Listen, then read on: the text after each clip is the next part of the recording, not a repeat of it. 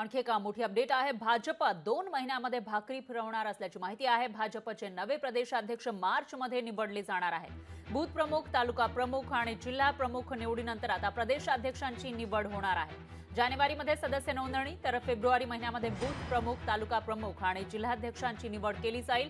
तर भाजप प्रदेशाध्यक्ष निवडीसाठी मार्च महिन्याचा मुहूर्त साधल्याचं दिसतंय।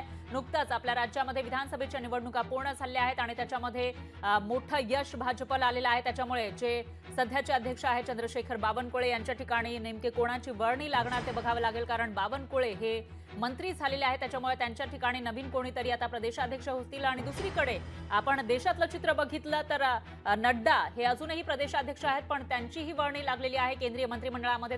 त्यामुळे त्यांच्या ठिकाणी सुद्धा नवीन जे अध्यक्ष आहेत, राष्ट्रीय अध्यक्ष, ते निवडले जाणार आहेत। पण येणाऱ्या 2 महिन्यांमध्ये आता आहे जानेवारी आणि मार्च पर्यंत या निवडणुका होणार असल्याची माहिती आहे। याविषयी अधिक माहितीसाठी आपले प्रतिनिधी चेतन नावरे हे आपल्यासोबत जोडले गेले आहेत। चेतन, काय सांगाल? बऱ्याचशा राज्यांमध्ये प्रदेशाध्यक्ष निवडले जाणार असल्याचं कळत आहे। भाजप पुढच्या 2 महिन्यात भाकरी फिरवणार असल्याची माहिती आहे। निश्चितच परा, एक पद एक व्यक्ती हा नियम भाजपमध्ये आपण सुरुवातीपासून पाहत आलेलो आहोत आणि सध्या जे भाजपचे प्रदेशाध्यक्ष आहेत चंद्रशेखर बावनकुळे यांची महसूल मंत्री पदावर वर्णी लागलेली आहे।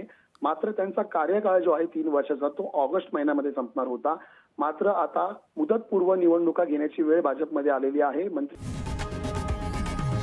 लोकशाही मराठी ऐका, पहा, जागरूक रहा।